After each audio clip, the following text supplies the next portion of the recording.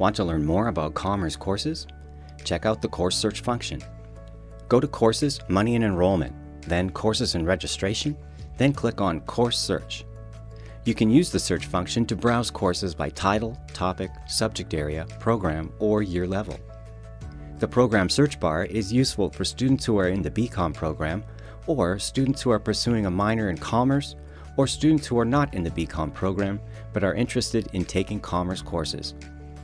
As most commerce courses are restricted to BCom students, students not in the BCom program can use this search function to find commerce courses available to non-commerce students. You can search for a specific course, or you can scroll down the page to browse through a list of commerce courses. If you want to learn more about a specific course, click on the Title or Learn More button.